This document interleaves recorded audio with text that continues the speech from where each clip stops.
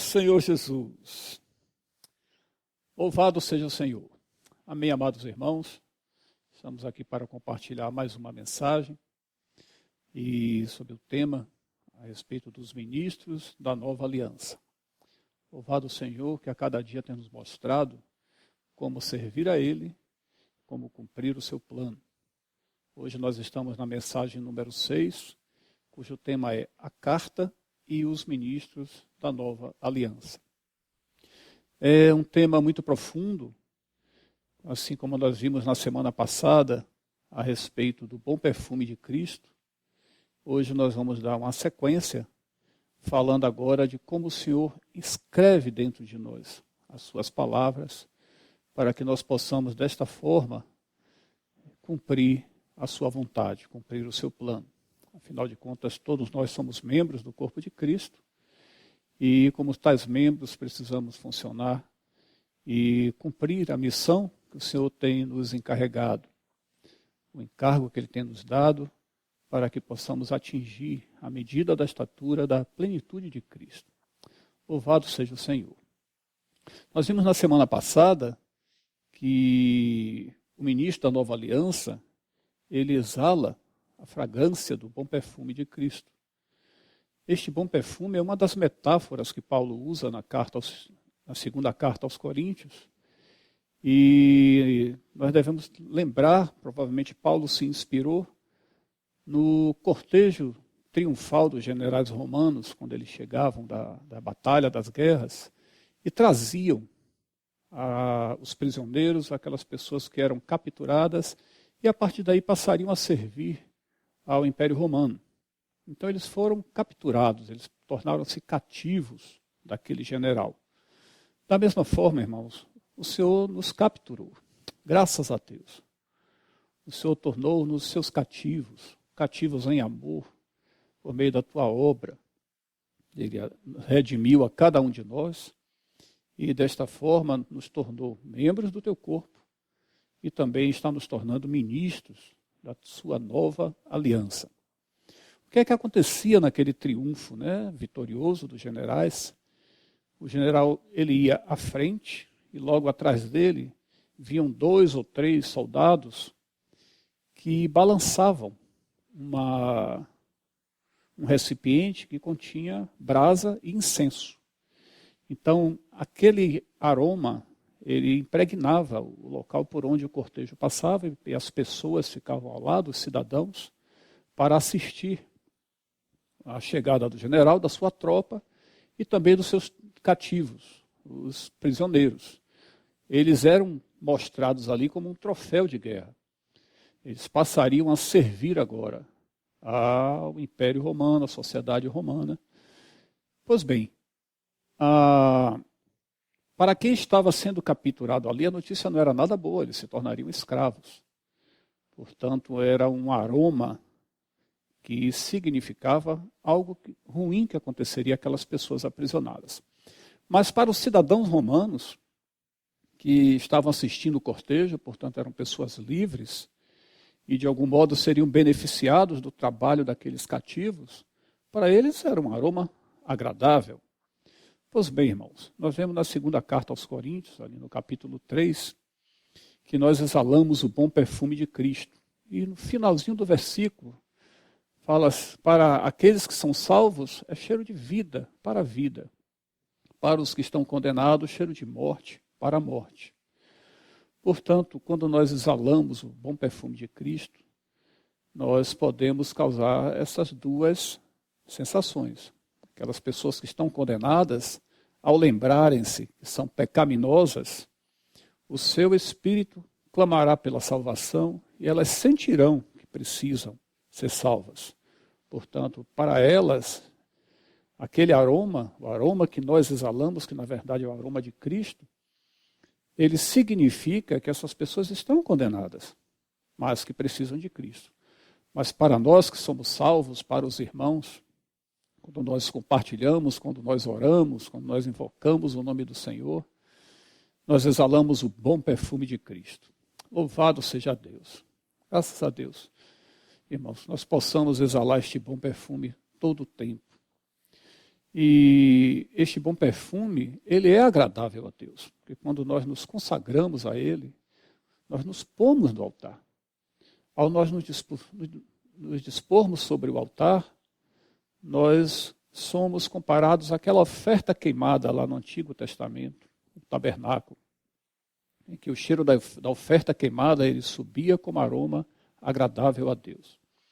Portanto, a nossa consagração, irmãos, a nossa oração, a nossa comunhão com Deus, nos faz sermos esta oferta, né, agradável a Deus. Nós somos agora pessoas, cristãos, ministros, que vamos agradar ao nosso Senhor.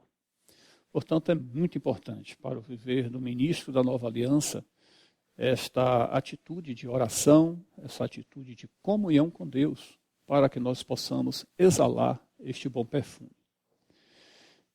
No Antigo Testamento, um dos personagens mais importantes, que mais trazem significado para o nosso viver atual na Nova Aliança, é Moisés. Moisés, ele foi levantado por Deus para tirar o povo judeu do cativeiro e conduzir este povo à boa terra de Canaã. E no viver de Moisés nós podemos tirar muitos exemplos que hoje são plenamente aplicáveis para a nova aliança, né? Para o viver do ministro da nova aliança. Então vamos abrir aqui as nossas Bíblias, inicialmente no livro de Êxodo, no capítulo 33. Aqui a partir do versículo 12 diz o seguinte, do 12 até o 16. Disse Moisés ao Senhor, tu me dizes, faze subir este povo, porém não me deste saber a quem hás de enviar comigo. Contudo disseste, conheço-te pelo teu nome, também achaste graça aos meus olhos. Agora, pois, se achei graça aos teus olhos, rogo-te que me faças saber neste momento o teu caminho, para que eu te conheça e ache graça aos teus olhos. E considera que esta nação é teu povo. Respondeu-lhe, a minha presença irá contigo, e eu te darei descanso. Então lhe disse Moisés, se a tua presença não vai comigo, não nos faças subir deste lugar. Pois como se há de saber que achamos graça aos teus olhos, eu e teu povo? Não é porventura em andares conosco, de maneira que somos separados, eu e o teu povo de todos os povos da terra? Nós vemos aqui, irmãos, o coração do servo Moisés. Primeiro, ele não queria estar separado de Deus. Então, o sentimento profundo dele, genuíno, era para com Deus, para achar graça aos olhos de Deus, para servir a Deus. Mas Moisés tinha um outro sentimento. O outro sentimento era pelo povo de Deus. Então, ele conversava com Deus e ele pedia para que Deus estivesse com ele, porque ele também sabia que a suficiência dele era muito pequena. Ele sabia que ele não tinha capacidade de conduzir este povo de Deus, e assim ele necessitava que o Senhor o suprisse, desse sabedoria, desse condições para que ele pudesse levar adiante esta missão. Entretanto, ainda tinha um problema. Ele não tinha capacidade e reconhecia que não tinha essa capacidade. Portanto, ele rogava para que Deus estivesse com ele todo o tempo. E a atitude do ministro da Nova Aliança? Como deve ser? Idêntica à de Moisés? Certamente. Nós somos aqueles que dependemos de Deus para tudo. Ser humano algum, irmãos, tem condições de mudar 1 milímetro sequer do seu destino, do seu caminho nessa terra, em direção à salvação, em direção ao cumprimento do plano de Deus. Não tem. Só o Senhor pode trabalhar na vida de cada um, de modo a que os seus caminhos sejam trilhados em direção à vontade de Deus, à salvação, à herança do reino e à nova Jerusalém. Pois bem, Moisés ele tinha plena consciência disso. Nós vemos aqui que o coração de Moisés era de acordo com o que deve ser o coração hoje do ministro da nova aliança. Nós temos que ser completos, consagrados para com Deus. Nós temos que ter um coração também completo e consagrado para com o povo de Deus, os nossos irmãos, a quem o Senhor nos constitui para que possamos ajudar uns aos outros, para que possamos edificar uns aos outros. Portanto, são duas preocupações do servo Moisés e do ministro da nova aliança. Preocupar-se com o propósito de Deus, em conhecer Deus plenamente e preocupar-se com o povo de Deus. Mas como é que nós podemos fazer isso? Só tem uma maneira: nos enchermos da vida divina, nos enchermos do elemento divino, da pessoa de Deus, para que dessa forma sejamos constituídos, verdadeiros ministros da nova aliança. Graças ao Senhor. Muito bem. Vamos agora abrir 2 Coríntios, no capítulo 2. Senhor Jesus.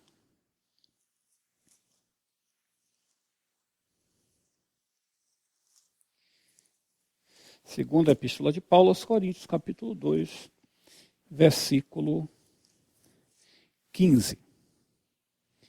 Aqui diz o seguinte: nós somos para com Deus o bom perfume de Cristo, tanto nos que são salvos, como nos que se perdem. Muito bem. O bom perfume de Cristo, exalado através de nós, como eu já comentei, é uma das características do ministro da nova aliança. Mas nós temos outras características. Vamos agora para o capítulo 3 dessa mesma epístola, 2 Coríntios, capítulo 3, versículo 2. Aqui já vem uma outra característica do ministro da nova aliança. São cartas. As cartas, o que será que isso significa? Talvez alguns nunca tenham ouvido esse termo, dizer que o ministro da nova aliança é uma carta viva. Pois bem, realmente, esta é mais uma das metáforas que Paulo utiliza nessa epístola para fazer-nos conhecer o propósito de Deus, a palavra de Deus e a pessoa de Deus. E o que é que diz aqui? Vós sois a nossa carta, escrita em nosso coração, conhecida e lida por todos os homens. Mas como será isso? Irmãos, naquele tempo da antiga aliança, até a vinda de Jesus Cristo, sua morte e ressurreição, naquele tempo não existia o trabalhar de Deus interiormente no homem. O trabalhar era exterior. E Deus fez conhecer a sua palavra, tornando-se uma palavra escrita. Portanto, ao longo dos milênios que antecederam Jesus Cristo, a palavra de Deus ela foi registrada ao longo do tempo. Mas foi registrada de maneira física, como até hoje também é. Nós temos a Bíblia. Nada mais é do que a palavra de Deus fisicamente registrada no papel. Pois bem, Moisés, quando subiu ao monte, o Senhor pediu a ele que levassem 2 tábuas, e nessas 2 tábuas, Deus escreveu os seus mandamentos. Os 10 mandamentos estão registrados com detalhes lá no capítulo 20 do livro de Êxodo. Não vamos nos ater a eles no momento. Mas o fato é que Deus escreveu as suas palavras a partir dali. E desde então, a palavra de Deus continuou sendo registrada. Mas sempre de uma maneira exterior, sempre de uma maneira física, em que as pessoas podiam ler, o povo de Deus podia ler, conhecer a palavra de Deus, mas havia um problema. Nada acontecia no interior do homem naquela época. As pessoas não eram transformadas. Elas eram ensinadas, doutrinadas, passavam a praticar os desígnios de Deus, mas não havia um transformar interior para fazer com que esta prática fosse genuína, ou seja, algo vindo de dentro, o desejo de servir a Deus genuinamente, por vontade, por um anelo de servir alguém que você ama, de servir alguém que está te transformando numa pessoa muito melhor. Pois bem, isso não acontecia. Mas, irmãos, o que é que Paulo quer dizer com o fato agora de nós sermos cartas vivas? Irmãos, naquele tempo Deus escrevia em tábuas de pedra, mas hoje Ele está escrevendo em nossos corações. Não com tinta, mas com o seu Espírito.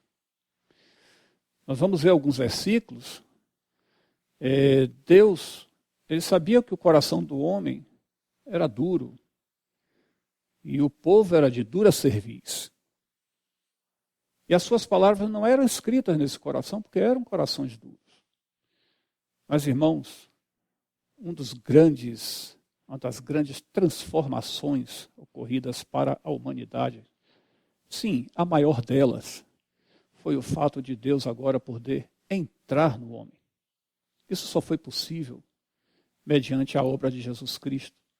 Ele tornou-se o Espírito. Ele ressuscitou e tornou-se o Espírito, aquele que foi soprado para dentro do homem. Logo no primeiro dia que ele encontrou com os apóstolos, após a sua ressurreição, ele soprou-lhes o Espírito Santo. Irmãos, a partir de agora, Deus pode, desde esse dia e até a atualidade, Ele pode escrever dentro de nós o que Ele deseja. Escrever a sua palavra, escrever a sua vontade, o seu desejo para conosco. Irmãos, há uma grande diferença. Quando algo está escrito do lado de fora, o efeito é de conhecer, o efeito é de tentar fazer e até conseguir. Mas, irmãos, quando algo está inscrito em nosso coração, agora já não é um desejo de tentar fazer. Nós estamos habilitados, capacitados, passando por uma experiência viva que faz com que aquela palavra de Deus esteja escrita dentro de nós agora de maneira definitiva, para não mais ser esquecida. Essa é a grande diferença. Portanto, Paulo considera a ele e aos ministros da nova aliança como cartas vivas. Mas o que é isso? Por que cartas? As cartas são feitas para serem lidas, logicamente. O grande exemplo é esta carta de Paulo. Epístola significa uma carta. E ela foi escrita aos cristãos da cidade de Corinto, lá por volta do ano 55 a 60 depois de Cristo. E a carta ela é feita para ser lida, para levar uma mensagem. Mas, irmãos, a mensagem agora não era mais levada por um papel. A mensagem agora é levada por uma pessoa. De modo que quando as pessoas olham para cada um de nós, para o cristão, para o ministro da nova aliança, eles estão vendo algo. Eles estão lendo algo. Esse algo que eles estão lendo é uma expressão, é um viver, é o modo de agir do cristão e do ministro da nova aliança. Então, quem vê essa carta viva, automaticamente vê que Deus está querendo te dizer algo. E esse algo é manifesto através do Espírito que habita em nosso interior. Então nós podemos orar por esta pessoa, nós podemos ensinar-lhe a palavra, nós podemos pregar o Evangelho, nós podemos compartilhar uma palavra. Há muitas coisas que nós podemos fazer para que as pessoas conheçam Deus através de nós, né, entre aspas, lendo essa carta viva que é cada um de nós. Louvado seja o Senhor. E essa carta, ela não é escrita de uma forma temporária, provisória. Não, ela é escrita de uma forma definitiva. Eu gosto muito de ler textos, né, ensinamentos a respeito de educação, até porque eu também atuo na área da educação, mas o maior inspirador da educação é Deus, consequentemente Jesus Cristo. Irmãos, quando Jesus estava na terra com seus discípulos, que depois tornar-se-iam apóstolos, ele nunca deu uma aula com quadro, com papel para eles anotarem, depois fazer os exercícios. Não era esta a forma que Jesus ensinava a seus discípulos. Jesus levava todos eles a terem profundas experiências acerca de tudo que Jesus lhes falava. Era como se fossem aulas teórico-práticas todo o tempo. Ao mesmo tempo que era teórica, era prática. Então, eles vivenciavam aquilo que estava sendo ensinado. Irmãos, essa é a melhor forma de nós registrarmos algo por toda a vida. Quando nós vivenciamos uma experiência, um aprendizado, aquilo fica registrado por toda a vida. E é isso que Deus, hoje, faz o seu povo experimentar todo o tempo. O Senhor nos leva a ter experiências com Ele, para que os seus ensinamentos, os seus desígnios, fiquem registrados em nosso interior, em nosso coração. Não mais um coração de pedra, agora um coração de carne, um coração que tem sensibilidade, um coração que consegue perceber a vontade de Deus e a necessidade do próximo, para que nós, como cartas vivas, levemos esse ensinamento, levemos o conhecimento de Deus para as pessoas e também, logicamente, para os irmãos. Aleluia. Irmão, vamos abrir aqui a Bíblia agora,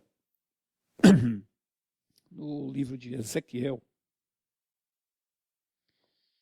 Senhor Jesus.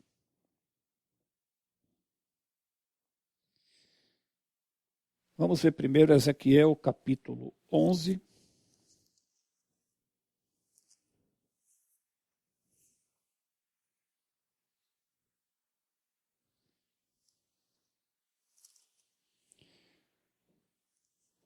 Aqui, Ezequiel, capítulo 11, versículo 9.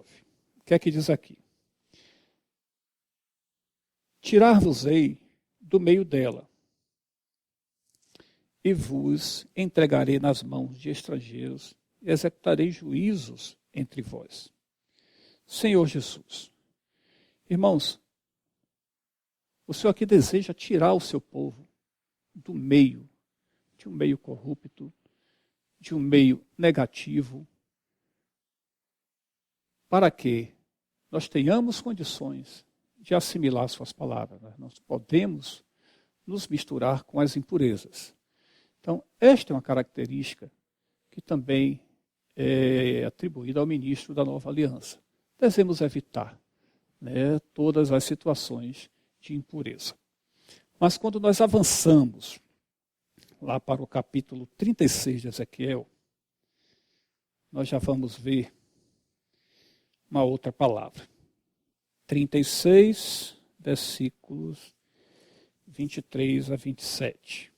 Aqui diz o seguinte: vindicarei a santidade do meu grande nome, que foi profanado entre as nações, o qual profanaste no meio delas. As nações saberão que eu sou o Senhor, diz o Senhor Deus, quando eu vindicar a minha santidade perante elas.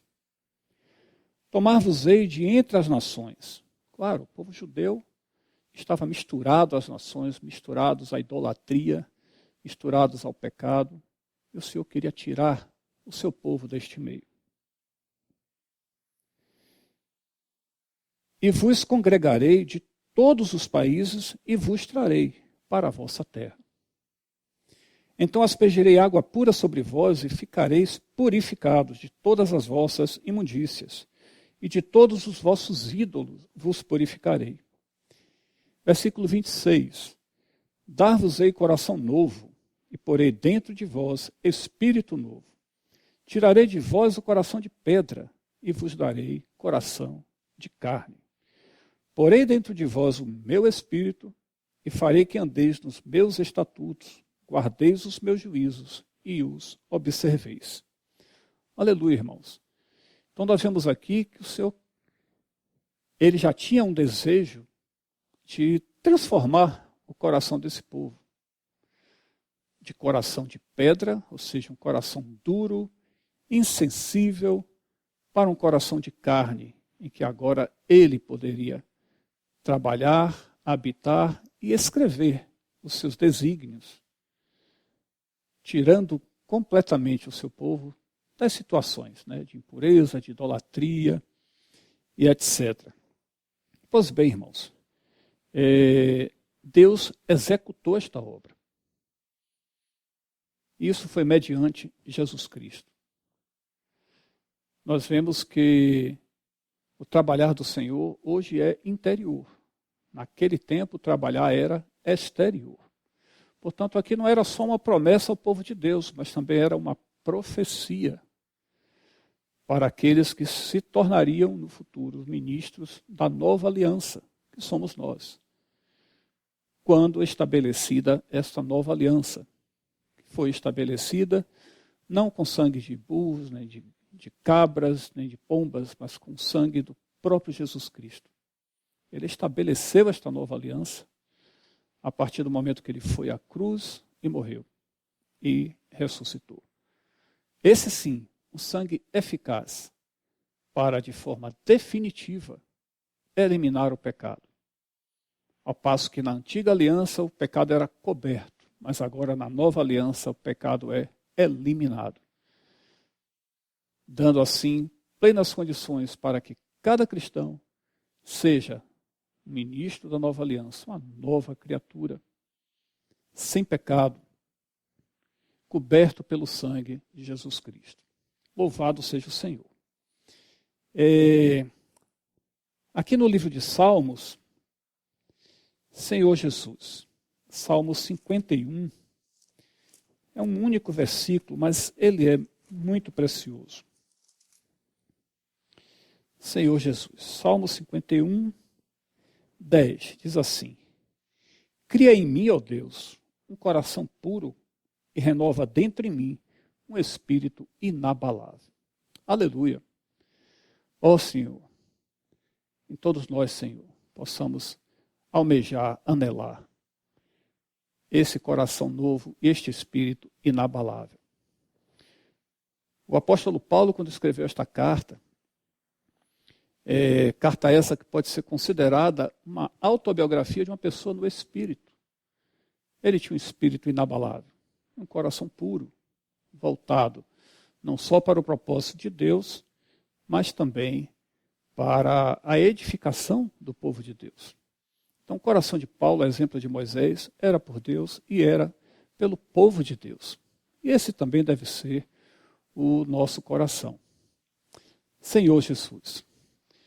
Irmãos, nós vemos que Moisés, ele passou por várias experiências com Deus e ele tinha uma intimidade com Deus que é maravilhosa. Quando nós vemos ali os capítulos 33 até o 36 do livro de Êxodo, Moisés ele passou por várias experiências. Experiências essas que para nós são ensinamento, uma figura de como também nós devemos agir hoje na nova aliança. Uma dessas características de Moisés, o servo Moisés, por exemplo, a tenda que Moisés habitava, ela não ficava dentro do arraial, misturada com toda a nação de Israel. Ele armou a sua tenda fora do arraial. E ali ele entrava diariamente para conversar com Deus. E quando ele entrava na tenda, uma nuvem se posicionava na porta da tenda. Aquela nuvem significava que Deus estava ali, tendo comunhão face a face com Moisés. Irmãos, por que Moisés fazia isso? Ele queria estar separado, afastado das situações que ele presenciava dentro da nação de Israel. Só de homens eram 2 milhões, portanto, se nós multiplicarmos aí com as esposas e os filhos, essa população praticamente seria triplicada ou quadruplicada. Era muita gente. Então Moisés precisava Ele sentiu que precisava ter um lugar para ter comunhão com Deus, longe, né, de qualquer coisa que pudesse tirar a tranquilidade desta comunhão. Ou seja, Moisés buscava a comunhão com Deus e buscava fazer isso de uma maneira que nada impedisse, que nada atrapalhasse. Pois bem, irmãos, nós temos também este costume. Nós buscamos a Deus de maneira tranquila ou nós buscamos a Deus no meio das nossas tarefas, dos nossos afazeres do dia a dia, de todas as tribulações que nós passamos? Não que isso esteja errado. Nos momentos de tribulações, nós precisamos de Deus. Precisamos buscar a pessoa dele. Afinal de contas, ele quer nos ajudar. Ele está disposto a nos ajudar, a nos dar mais da sua presença, do seu Espírito, aumentando a graça em nós para que nós passemos pelas tribulações. Mas, irmãos, assim como Moisés descobriu, nós precisamos também descobrir que o melhor momento para desfrutar da comunhão com Deus, de orar a Deus sem impedimentos, é aquele momento de sossego, afastado da confusão, afastados de todo tipo de influência que possa atrapalhar esta comunhão. Então, Moisés buscava aquele cantinho.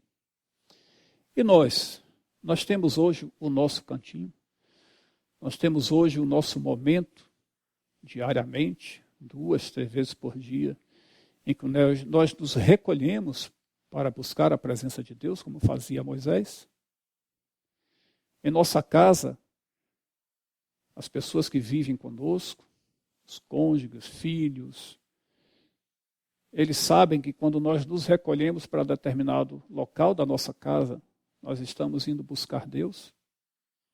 Pois bem, irmãos, essa é uma experiência aprendida com Moisés e que hoje deve ser praticada e que é muito importante.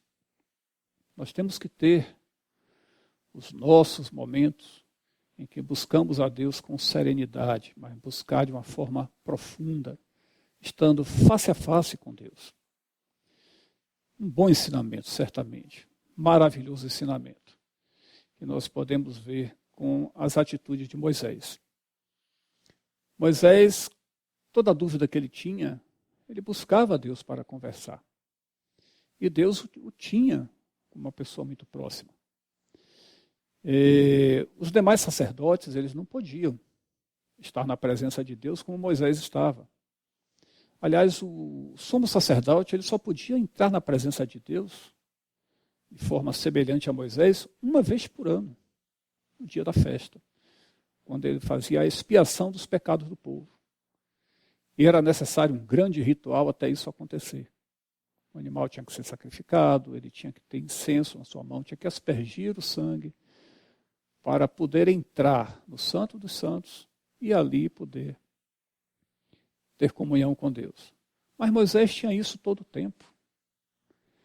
Irmãos, o que é que havia de diferente com Moisés para o sumo sacerdote?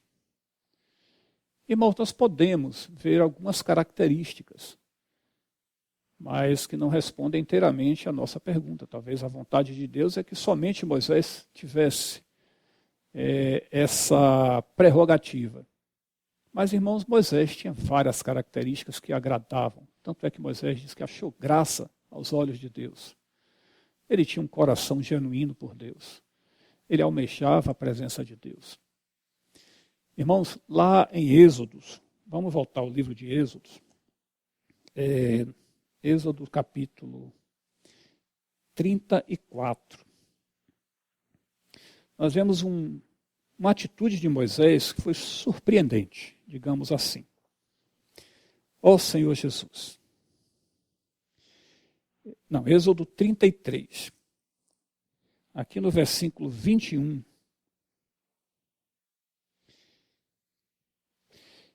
O 17. Moisés fez um pedido muito especial a Deus. Disse o Senhor a Moisés: farei também isto que disseste, porque achaste graça aos meus olhos, e eu te conheço pelo teu nome. Então ele disse, rogo-te que mostres a tua glória. Irmão, isso é um pedido e tanto. Para aquela época, para aquele cenário, foi um pedido bastante intrépido. Respondeu-lhes, farei passar toda a minha bondade diante de ti e te proclamarei o nome do Senhor. Terei misericórdia de quem eu tiver misericórdia e me compadecerei de quem eu me compadecer. E acrescentou, não me poderás ver a face, porquanto homem nenhum verá a minha face e viverá. Disse mais o Senhor, eis aqui um lugar junto a mim e tu estarás sobre a penha. Quando passar a minha glória, eu te porei numa fenda da penha e com a mão te cobrirei, até que eu tenha passado. Depois eu tirando a mão, tu me verás pelas costas, mas a minha face não se verá. Ó Senhor Jesus.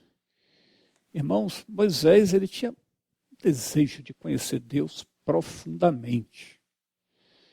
Ele não tinha apenas o interesse em conhecer Deus, cumprir a vontade de Deus, ajudar o povo de Deus, mas ele tinha um anelo, ele queria conhecer Deus profundamente. Lembre-se, naquela época, Deus não habitava no interior do homem, ele habitava no exterior. Então Moisés faz este pedido, para ver a glória de Deus. Irmãos, aqui tem uma coisa muito importante. Deus se mostra a Moisés, de costas, e por um breve momento, para que Moisés pudesse apreciar a sua glória, parte da glória. Mas Deus coloca ele numa penha, e essa penha tinha uma fenda, que através dessa fenda ele poderia ver. Ou seja, ele estava atrás da rocha, havia uma fenda que por essa fenda ele poderia ver. Irmãos, nós sabemos que a rocha fendida tipifica Cristo. E aqui nós estamos vendo uma figura no Antigo Testamento, mais uma figura que tipifica Jesus Cristo como aquele que nos conduz a Deus, que nos conduz à glória de Deus. Portanto, Deus se mostra através de nós por meio de Jesus Cristo. Irmãos, hoje na nova aliança, nós podemos contemplar Deus em nosso espírito. Que maravilha! Nós podemos contemplar a Deus de maneira até mais intensa e mais ampla do que Moisés pôde contemplar. Naquele tempo, Moisés, e somente Moisés, pôde pedir a Deus para ver a sua glória. Irmãos, hoje todos nós podemos. Graças a Deus. Louvado seja Deus que todos nós podemos contemplar a glória de Deus. Essa glória que é infindável. E ela está acessível a cada um de nós. Por meio de Jesus Cristo, irmãos. O dia que nós recebemos Jesus Cristo em nosso espírito, nós fomos redimidos e assim Jesus pode habitar em nosso interior. Ele nos deu livre acesso ao Santo dos Santos, como está lá no livro de Hebreus, no capítulo 10, versículos 19 e 20. Livre acesso. Ainda tem mais, ele nos disse para termos intrepidez para entrar no Santo dos Santos. Portanto, irmãos, nós não precisamos nem pedir. O Senhor já nos deu até intrepidez para entrar no Santo dos Santos e contemplar a sua glória. E aqui nós vemos a glória da nova aliança de forma ampla, de forma irrestrita, em que o próprio Deus não só nos autoriza, como nos estimula a, de forma intrépida, contemplar esta glória. Vamos voltar ao livro de 2 Coríntios, dessa vez no capítulo 3. Lá nós vamos ver o seguinte. Senhor Jesus. a partir do versículo 12, capítulo 3, versículo 12. Aqui diz o seguinte: tendo, pois, tal esperança, servimos-nos de muita ousadia no falar. E não somos como Moisés, que punha véu sobre a face para que os filhos de Israel não atentassem na terminação do que se desvanecia. Mas os sentidos deles se embotaram, pois até o dia de hoje, quando fazem a leitura da antiga aliança, o mesmo véu permanece, não lhes sendo revelado que em Cristo é removido. Quando, porém, algum deles se converte ao Senhor, o véu lhe é retirado. Ora, o Senhor é o Espírito, e onde está o Espírito do Senhor, aí há liberdade. E todos nós, com o rosto desvendado, contemplando como por espelho a glória do Senhor, somos transformados de glória em glória, na sua própria imagem, como pelo Senhor, o Espírito. Irmãos, isto é fato. Toda vez que nós contemplamos a glória do Senhor, nós somos transformados. Vejam bem, toda vez que contemplamos, então nós podemos contemplar muitas e muitas vezes. Porque esta glória é permanente. Não era como a glória daquela época, que se desvanecia. Que mesmo no capítulo 3, versículo 4, diz assim: e é por intermédio de Cristo que temos tal confiança em Deus. Não que por nós mesmos sejamos capazes de pensar alguma coisa como se partisse de nós. Pelo contrário, a nossa suficiência vem de Deus, o qual nos habilitou para sermos ministros de uma nova aliança, não da letra, mas do Espírito. Porque a letra mata, mas o Espírito vivifica. E no 7 diz o seguinte: se o ministério da morte, gravado com letras em pedras, se revestiu de glória, a ponto de os filhos de Israel não poderem fitar a face de Moisés, por causa da glória do seu rosto, ainda que desvanecente. Pois bem, irmãos, naquela época era uma glória desvanecente. Moisés tinha que pôr um véu sobre o seu rosto, para que o povo de Israel não visse que aquele brilho na face de Moisés, que fora adquirido por estar na presença de Deus, ele estava se desvanecendo, mas ele tinha a sua glória. Mas, irmãos, o comparativo que Paulo nos dá aqui é que esta glória, este brilho, hoje, ele é permanente e muito maior. Completando aqui no versículo 8, como não será de maior glória o ministério do Espírito? Pois bem, este ministério hoje é de muito maior glória. E é este ministério do Espírito que inscreve em nossos corações a palavra de Deus, tornando-nos cartas vivas para que as pessoas tenham acesso à palavra de Deus, para que elas leiam essas cartas, que somos nós, os ministros da nova aliança. Todos nós. Todos nós temos a condição para sermos ministros. Entretanto, irmãos, precisamos ser habilitados por Deus. É Deus quem nos habilita a tudo. A nossa suficiência vem de Deus. Portanto, para exercermos esse ministério, não podemos estar de mãos vazias. Precisamos estar cheios do Espírito, tendo estas palavras de Deus sendo inscritas em nosso coração, fazendo com que cada palavra inscrita torne-se uma realidade em nosso viver. Oh, aleluia, irmãos. Louvado seja o Senhor. Ainda há uma palavra aqui que eu queria compartilhar com os irmãos. Está em livro de Jeremias, no capítulo 32. Senhor Jesus. Versículo 39.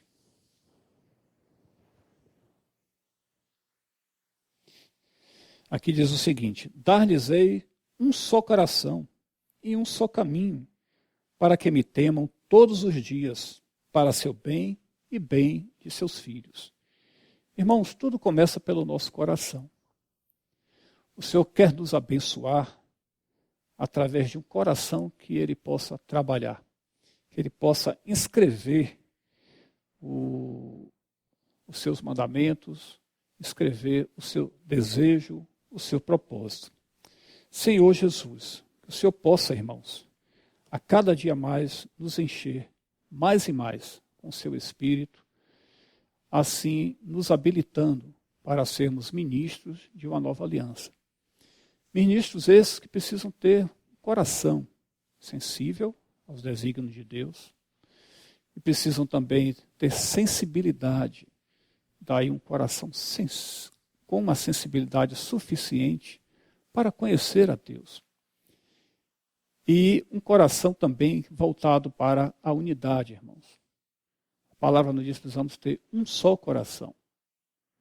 Um só coração, novo, portanto renovado, espírito renovado. E que seja de carne e não seja de pedra, demonstrando aí a sensibilidade. Portanto, são 3 características, irmãos, que a palavra nos diz acerca do ministro da nova aliança. Louvado seja o Senhor, que possamos exercer e executar esta unidade, que possamos ter um espírito novo, renovado, desfrutando da novidade de vida que provém do Senhor, e um coração de carne, sensível a tudo que Deus deseja, não só para si mesmo, mas para todo o seu povo e para Ele próprio, que é o cumprimento de seu propósito.